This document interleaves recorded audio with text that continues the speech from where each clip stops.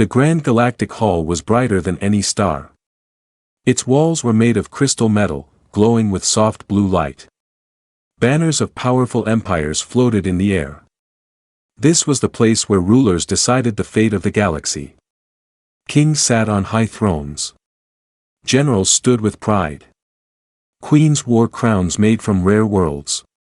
Every race here was ancient, powerful, and proud. And among them stood one human. He was not tall compared to others. He wore simple armor, old and scratched. He carried no weapon in his hands. The hall noticed him. Whispers spread quickly. A human? Why is he here? They barely survived their own wars. They are weak. Laughter followed. The human did not move. He stood straight. His face was calm. His eyes were quiet, but deep. At the highest throne sat the queen of the Virex Empire. She was known across the galaxy for her beauty, power, and arrogance. Her empire had crushed dozens of worlds. She looked down at the human with a small smile. A human representative, she said loudly. Interesting. More laughter filled the hall. The queen leaned forward, resting her chin on her hand. Her voice was sharp and playful. Tell me, human, she asked, why should we listen to you? The human stayed silent. One of the alien generals spoke. They are new to the galaxy. Their fleets are small. Their bodies break easily. More laughter.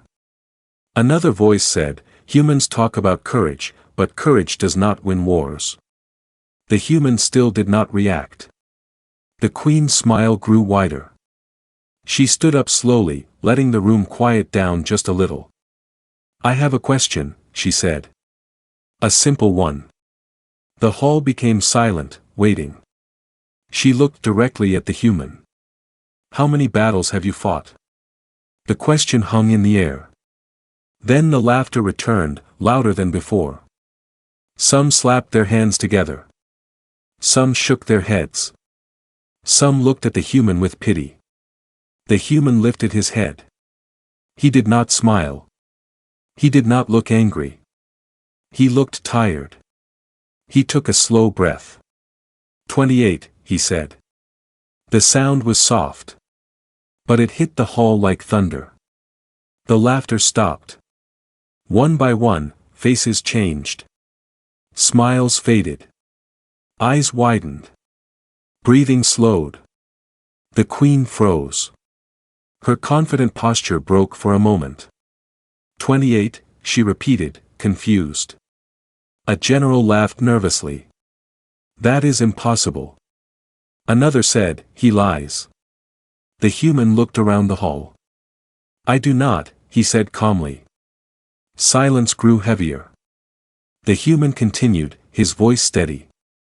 28 battles. Some small. Some that burned entire systems. No one interrupted him. Friends were lost. Fleets were destroyed. Worlds fell. The queen slowly sat back down. Her eyes never left the human. You expect us to believe this? She asked. The human nodded once. You can check the records, he said. If you still have them. A murmur spread across the hall. A historian stepped forward, his face pale as he accessed old data. His hands began to shake. Your Majesty, he said softly, some of these battles, they exist. The hall held its breath. The human stood still, surrounded by silence. And for the first time that day, no one laughed at the human. The silence inside the Grand Galactic Hall felt heavy. No one moved. No one laughed. Even the air seemed frozen. The human stood in the center, calm and still. His hands rested by his sides. His eyes looked forward, not proud, not afraid. The queen of the Virex Empire was the first to speak again. Records can be wrong, she said coldly. Old data can lie. Several generals nodded quickly, relieved to hear her words. Yes, one said. Many archives were destroyed in past wars. Another added, anyone can claim numbers. The human turned his head slowly toward them. Then ask about the places, he said. Ask about the scars. He raised his arm. The armor he wore was not clean or polished like the others. It was cracked. Burn marks crossed the metal. Deep cuts showed where blades had struck long ago. These are not decorations, he said. They are memories. A tall alien commander stepped closer. His voice was sharp. If you fought so many battles, the commander asked, why are you still alive? The question was meant to shame him. The human answered without anger. Because humans learn, he said. We adapt. The queen watched him closely now. Her playful smile was gone. Tell us one battle, she ordered. Just one. The human nodded slowly. There was a system called HFY, he began. It had 3 suns and 12 inhabited worlds. Murmurs spread through the hall. Many remembered HFY. It was marked as a dead system. The enemy arrived without warning, the human continued. Their fleet was 5 times larger than ours. A general interrupted, which enemy? The human looked at him. The same one you fear now, he said. That answer made the room colder. Our weapons failed, the human went on.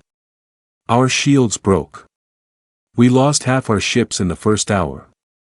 Some of the younger officers looked away. We stayed, he said. Because civilians could not escape. The queen's fingers tightened on her throne. We fought for 3 days, the human said. No sleep. No rest. A historian checked his screen again. His breathing grew fast. The timeline matches, the historian whispered. The queen turned toward him sharply. Explain. The Battle of HFY, the historian said. It is listed as total loss. No survivors recorded. All eyes moved back to the human. I survived, he said quietly. Others did too. But we were not counted. Why? The queen asked. The human paused for the first time. Because humans do not send records when we are busy burying our dead, he said. The word struck deeper than any weapon. The hall stayed silent. Another commander spoke, his voice no longer proud. What happened after? The human's eyes darkened. We won, he said. But there was nothing left to save. The queen stood slowly. She walked down from her throne, each step slow and careful. You speak of loss like it is normal, she said. It is, the human replied. For us. She stopped only a few steps away from him. And the other battles, she asked. The human looked around the hall, meeting every gaze. They were the same, he said. Different enemies. Same choice. Fight, he continued, or let others die. A low alarm suddenly echoed through the hall. Red light flashed along the walls. A council officer rushed forward. Your Majesty, he said urgently, long-range scanners have detected movement. The queen turned sharply. What kind of movement?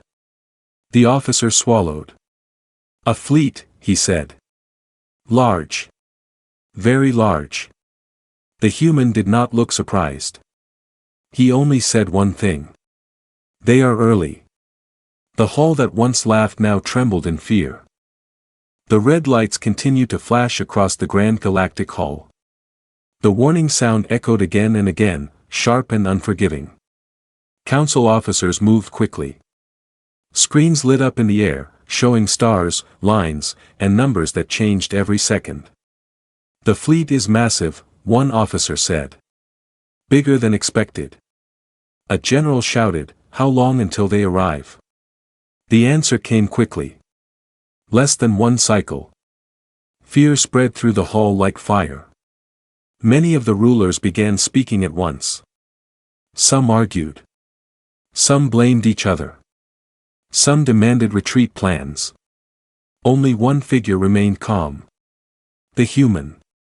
He looked at the glowing map. His eyes followed the enemy fleet's path. The Queen noticed this. "You are not surprised," she said. The human shook his head. "No," he replied. "This is how it always starts." The Queen stepped closer. Her voice was lower now, no longer proud. "You said you fought 28 battles," she said. "What does that number truly mean?" The hall slowly quieted again. The human took a breath. 28 battles, he said, means 28 times we were told to surrender. A few commanders looked away. It means 28 times we were outnumbered, he continued. Outgunned. Surrounded. He pointed toward the map. It means we learned how enemies think. How they attack. How they fail. A strategist asked, "You speak as if all battles are lessons." "They are," the human answered. "If you survive." The Queen's eyes narrowed. "And if you don't?" The human's voice grew heavier. "Then someone else learns from your death." The words hit the hull hard. A young officer whispered, "Humans fight differently."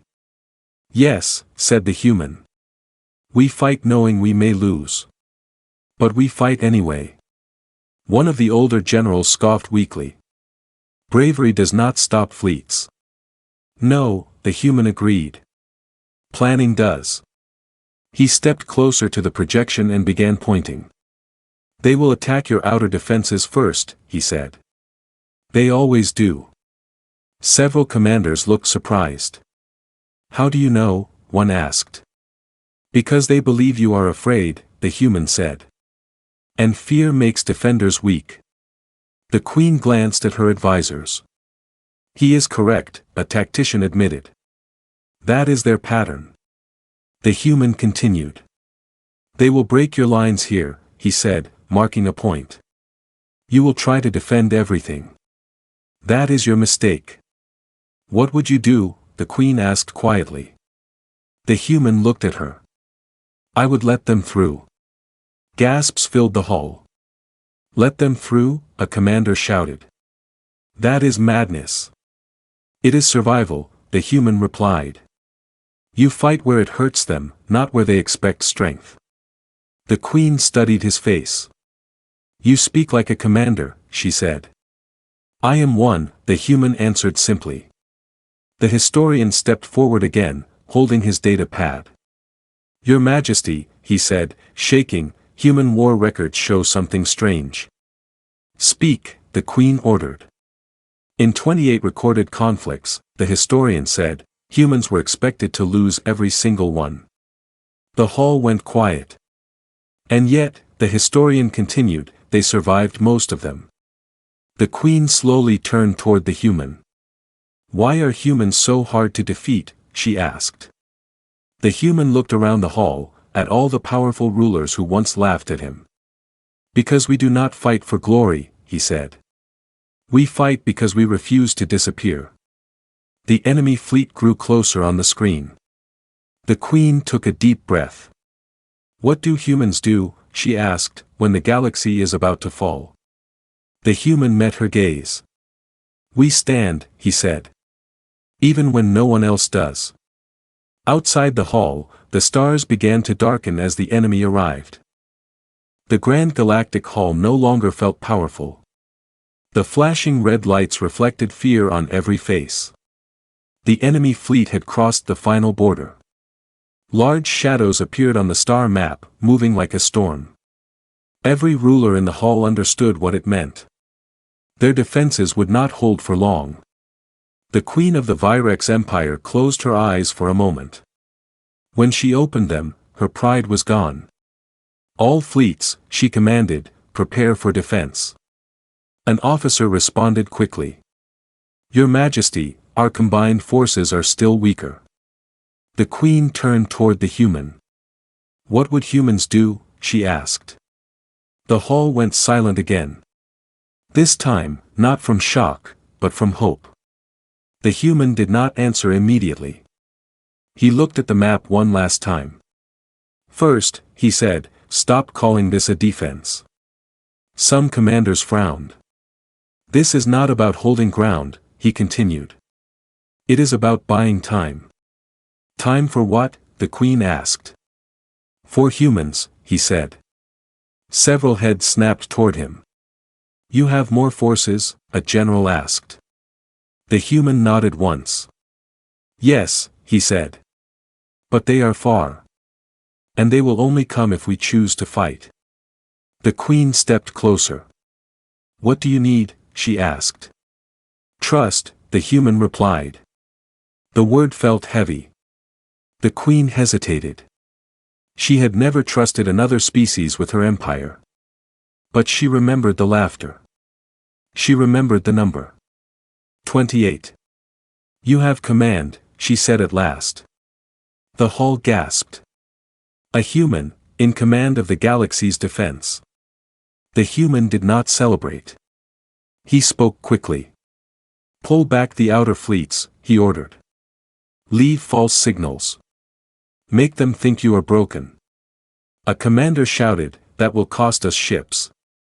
Yes, the human said. But it will save worlds. Orders began to move across the hall. For the first time, aliens followed human commands. The enemy fleet advanced faster than expected. They took the bait, an officer reported. Good, the human said. He turned to the Queen. When they enter the narrow sectors, he said, we strike. With what? She asked. The human raised his wrist and activated a small device. A signal burst into the stars. This, he said, is a human distress call. Several rulers looked confused. You are asking for help? One asked. The human shook his head. No, he said.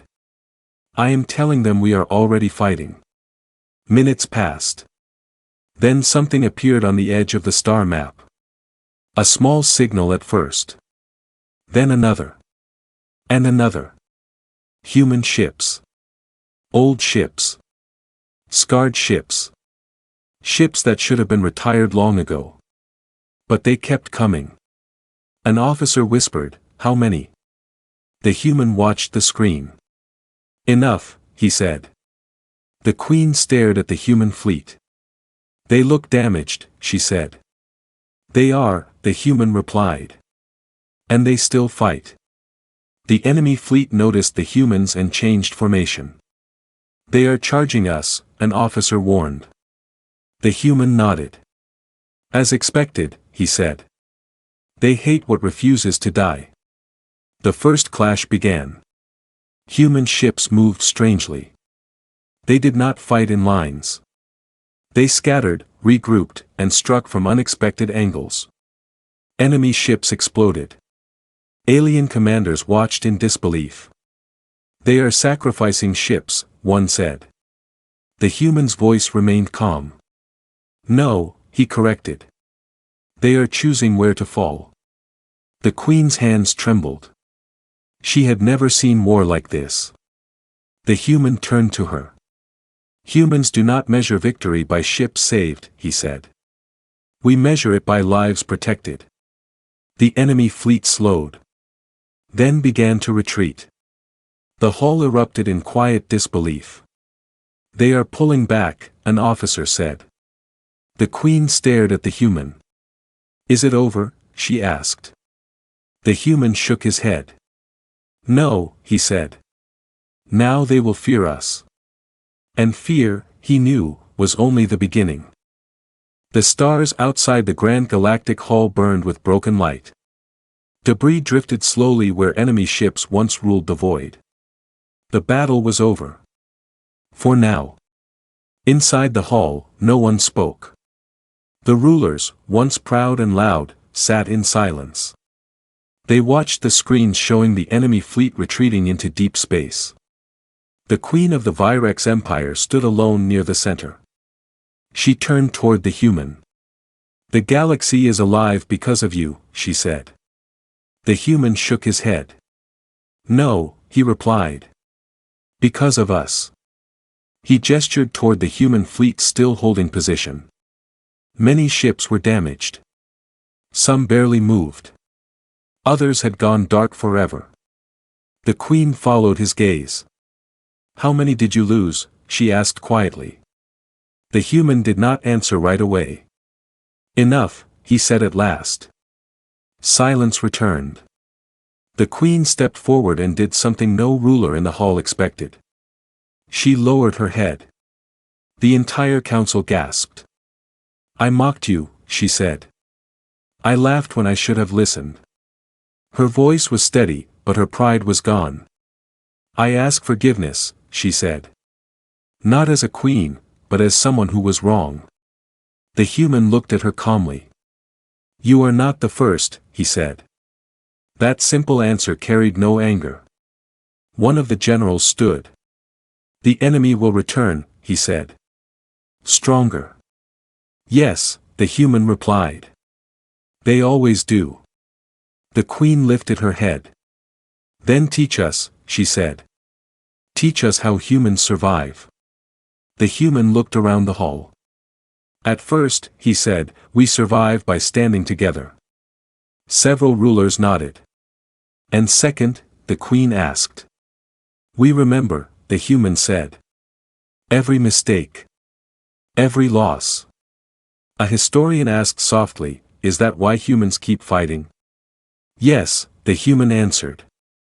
Because forgetting is how extinction begins. The council recorded every word. The Queen approached the human one last time. You said you fought 28 battles, she said. I understand now. She paused. 28 times, she said, the galaxy underestimated you. The human allowed himself a small smile. 28 times, he corrected, we were almost erased. The Queen extended her hand. Stand with us, she said. As equals. The human looked at her hand, then took it. The hall stood together. Not as rulers and subjects. Not as ancient and new. But as survivors. Days later, the galaxy spread a new story. Not of the Queen. Not of the Council. But of humans. They told it in hushed voices. They said humans were weak. Until they were not. They said humans were small. Until they stood alone against the dark.